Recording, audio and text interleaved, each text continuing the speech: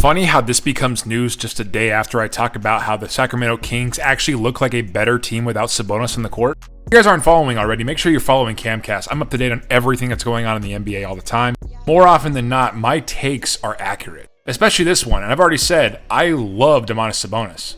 I think he's one of the most skilled overall players in the NBA, but the problem is, when you have him as your focal point on offense, it really limits your ability in offense and on defense. He's a 7-footer that is a bad defender. He only averages not even half a block a game, half a steal a game. He's a playmaker, not much of a shooter, doesn't have good size, not super athletic, but he is the main point of contact for anything that goes on offensively for the Sacramento Kings. But he's been injured for the past 4 games, and during those games, the Kings are 3-1.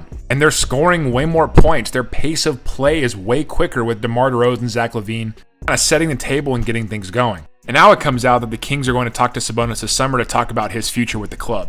If I'm the Kings, I move off that contract. I try to trade him because we know what you can do with Sabonis, and it's not a lot. He's not going to win any playoff series, being the focal point of anyone's offense, which sucks because I love him as a player, but let's just be real about this.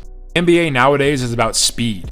The same thing happened with the Lakers when AD went to Dallas. The pace of play for the Lakers increased. They were able to score better, play a little bit quicker, and that is exactly what you're seeing here in Sacramento. So it leads to the question, where can Sabonis go? Where actually does it make sense for him to go play at? Because there is a way that a center could be the focal point of the offense and win a championship. You know, that player is Nikola Jokic.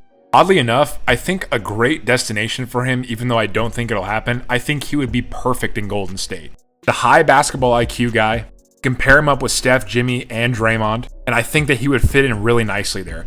They basically had that type of player almost 10 years ago in David Lee, even a lefty at that, and Sabonis is just a much better, more skilled David Lee.